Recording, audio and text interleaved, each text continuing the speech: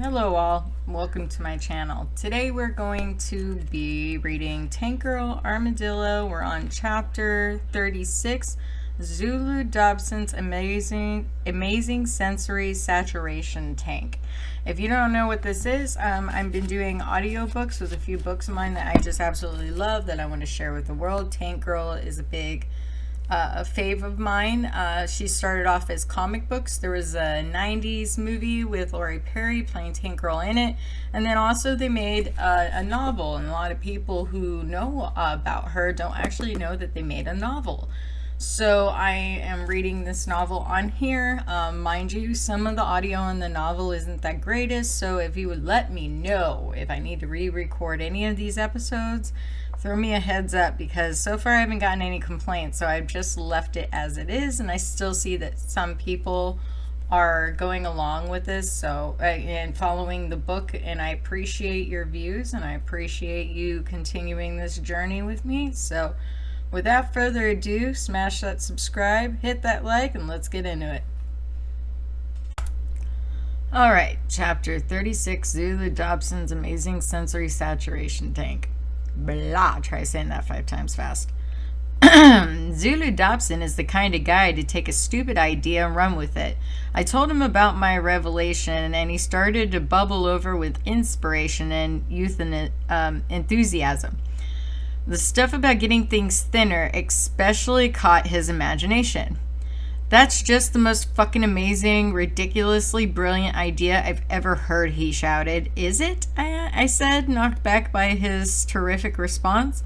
It may have been a revelation of sorts, but I didn't think it was that earth-shattering. Don't you see? He ranted. Don't you see the implications? Don't you see the multitude of avenues and alleyways that we can take this down? Avenues? I said dubiously. Think on it, girl. What you say is so correct, but it goes further than that. We always view history as though it was just like now, but with different clothes, different rules, different vocabularies, different cars. Zulu was taking off. He was flailing around Jet Girl's kitchen, flapping his arms and gesticulating. That gesticulating. All right. With every extremity of his ropey body, you can almost see the static charge sparking off his electrified afro. But we always fail to remember is that the very substance of the planet has changed. It changes every fucking day, and it always has, since the dawn of civilization, since the people left their caves and decided to alter the shape of the world by cutting down trees, planting crops, and building cities. You are so damn right. The air is different, colors are different, smells, tastes, and other sensations are different. The substance of the planet will never be the same as it is at this moment. You lost me, I said, bemused and bewildered by his dramatic outburst. Okay, I can see that, replied Zulu, simmering down a touch and stopping to inhale some oxygen. I'll tell you what I'm going to do. I'm going to conduct an experiment. It won't hurt, but I'll need your full cooperation. What do I have to do? I asked. It's a secret, he said with a knowing wink. But I guarantee that next page. When it's finished, you will understand exactly what I've been harping about. Deal? I went along with it just for the hell. The guy had just built me a wizard new tank after all. Okay, I said, deal, but don't surprise me with it. I'm okay with secrets, but I fucking hate surprises. Cool, I'm out of here, he said, slowly trotting out the door while he was suppressing 100 galloping horses worth of momentum. Alright, Psst. Hey kids. Zulu Dobson was sticking his head around the kitchen door and grinning like a naughty schoolboy. Come to the garage, he whispered. There's something I like. Oh, he whispered. Why am I going to say after? So, come to the garage. There's something I'd like you to see. It was about 10 hours since Zulu had disappeared into the garage to conduct his secret experiment. I'd seen him tiptoeing around the yard and heard him sneaking up back the stairs, but I thought I'd just leave him to it. Oh, I need a moment. So me, Jet Girl, Sub Girl, Evan Stevens, and Barney dutifully followed him to his makeshift laboratory. Inside, we were confronted by a ludicrous amalgamation of junk, drinks, food, a dentist chair, and some old school technological equipment. Wow, dude, said Barney, that's amazing, but what the fuck is it? That's easy, replied Jet Girl. It's obviously, we all walked around Zulu's surreal construction, poking it with tentatively like it was a museum exhibit and flashing each other quizzical glances. Okay, surrendered Jet Girl. I give up. What the fuck is it?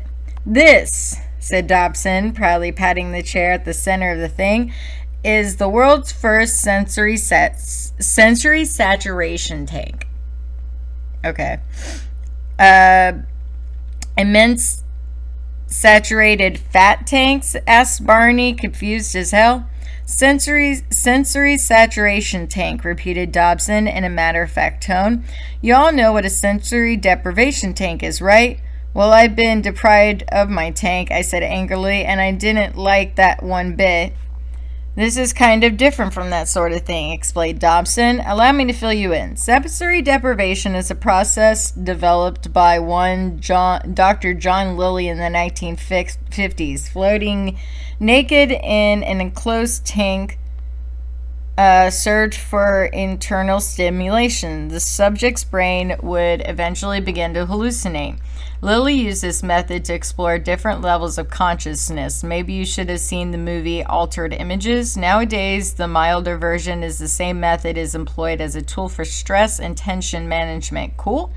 Cool, we all replied in a chorus.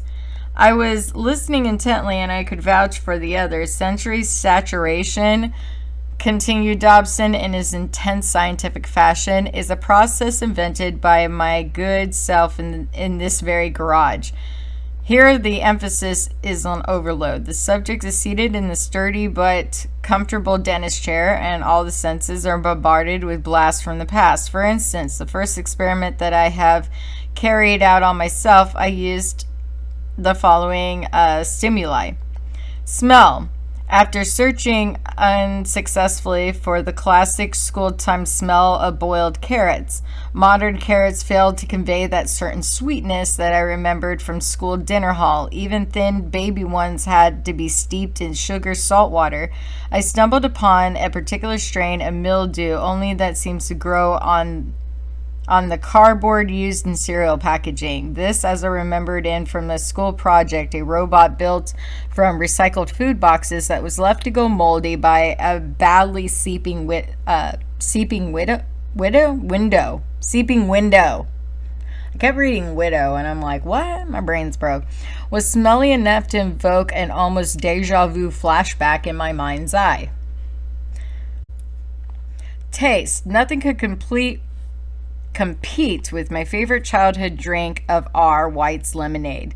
Still tastes the same after all these years. Sight. With his black and white television set secured in front of me as to take up almost an entire field of vision, I'm sure that I, as most kids do, used to sit too close to the TV. I ran episodes of Champion on Wonder Horse from a hidden VCR. Sound. After trying several different songs and soundtracks, wasn't my choice of music, but rather the quality of the equipment that I was listening to it on. An extensive search of local junk shops turned up a handheld transistor radio, which, like the one that had belonged to my mother, which she had given to me for after dark under the bed sheets listening.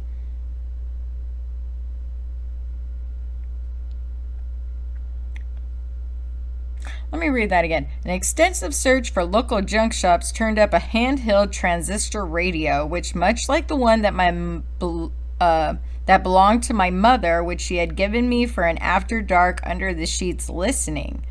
With this tranny turned into a foreign station, I was able to listen to the out of focus whirring sounds of long wave interface, backed with the distant chatter of some unintelligible foreign crap. Perfect. Touch. For this, I acquired a fake fur granny hat from a charity shop, similar to the one that my nan had sat on the end of her banister, and I was always mistook for a cat. Extra sensory intuition. Whether you believe it or not, I had to take sixth sense into consideration just in case. I am still in contact with my childhood friend Simon, so I called him up and persuaded him to do the same thing that we used to do as kids in the street and the town nearby. Maybe I thought I would pick up his vibe. After the experiment, I learned he'd been playing a solo game of knocking down Ginger, which is rather selfish game of ringing someone's doorbell and running away. Convinced of success, I dived enthusiastically into this internal experiment with my sensory saturation tank. You, I exclaimed with wide-eyed disbelief, are fucking mental. Sure, replied Dobson dismissively. Anyway, I recap. I was just sitting in this old dentist chair in this garage thinking R. White's Lemonade, listening to the long wave interface of an old translator radio, watching Champion of Wonder Horse on black and white TV, stroking a black furry hat and sniffing a moldy piece of cornflakes packet. Meanwhile, my oldest friend knocked indiscriminately on front doors and legged it before anyone could answer. Absolutely funky mental, I enthused. So what happens? Although I experienced something close to euphoria, explained Dobson seriously, time travel never occurred. The nostalgic assault on my senses did bring me some unnaturally vivid memories, and for a while I slipped into a state of shallow unconsciousness, during which I managed to do some automatic writing, but the detachment from the present that I was hoping for was beyond my grasp. Time travel, I repeated in utter astonishment. Fucking time travel? Yeah, baby, replied Dobson coolly. Fucking time travel. That's what I'm talking about. And what about me, I asked. I thought you needed me for the experiment. That, he said, with one of his saucy winks, will come later. Okay, I'm also going to read chapter 37. Dobson's automatic giant plastic soldier drinking water, dirt, and ashes. That's literally what it says. Okay. Orange tent, free. Football field, free gift. Snap together Ferrari, cereal, breakfast, milk, lemonade, white's lemonade. Matches, smoke, curtains, fire. Next door's on fire. Uncle Malcolm, your house is on fire. Bubblegum cards, they're mine. Gray card, wax paper, cowboy gun. Paper caps, bamboo, cane, cheap printed, coffee, teepee. I'll tell my mom. Painted hair and detailed military uniform, broken water pistol in a lily padding pool. Dr. Mop drowning in a cheap vinyl padding pool. Black and white TV set. Thunderbird 2 buried in the rose garden. Andrews drinking a pint of petrol. That's the house where the witch lives. I'll race you a giant plastic soldier drinking water, dirt, and ashes. Dirt, ashes, ashes. The ashes, the ashes, the ashes, the ashes. Okay, I think really quickly I'm also going to include chapter 38. Chapter 37 was just like a poem, so we're going to also go through chapter 38. And the next video will start off on chapter 39. So here we go. Later that night, after we checked on Dobson's saturation tank and he'd shown us his totally irrelevant automatic writing, we all gathered outside the front of the house to discuss the problem of Booga. He had been gone for a few days. By then it was becoming obvious, and he wasn't going to find his own way back. After much deliberation, we decided upon an extreme course of action. Subgirl and Zulu Dobson, because they were unknowners in Chankers, would sally forth to the town, integrate themselves in some of the more likely looking locals, and worm their way into the dirty underbelly of the town society. We weighed them off as they trundled trundled away to Dodson's crappy old pickup truck, and I saw a tinge of jealousy on Jet Girl's face as she waved her hand and cooed. Take care, come back soon, don't forget Booga. Jet Girl had begun to straighten herself out since our trip to Cherry Island, and her lust for blood and action was starting to swell up again. But I couldn't risk sending her on the Sally. Someone might have already clocked her on our little bicycling escapade, and her cover may have been blown. Still, it was good to know that she was up for a rumble again. She's a strong team player, and when she's got her head screwed on, and I was getting the feeling that I was going to get her talents very soon. And I was getting the feeling I was going to need her talents very soon. Wow, I did not read that correctly, that last sentence correctly at all. Woo! Alrighty. So the next chapter will be 39. This one's called Nasty Thick Stew. If y'all like what you see, join us. Every weekend I'm going to be reading chapters of TankGirl. I'm also getting into Alan Watts' The Way of Zen, which is quite complicated and in-depth. So if you're interested in Zen meditation, crazy TankGirl, tattoo removal, rants and reviews on products, or DIY projects with woodworking and stuff like that, which I am going to be starting soon, or just gaming and enjoying burning some time, hit that subscribe button, smash that like.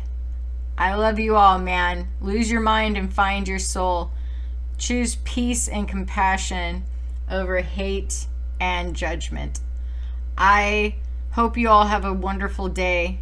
Thank you for joining me, and I'll be seeing you later. Bye.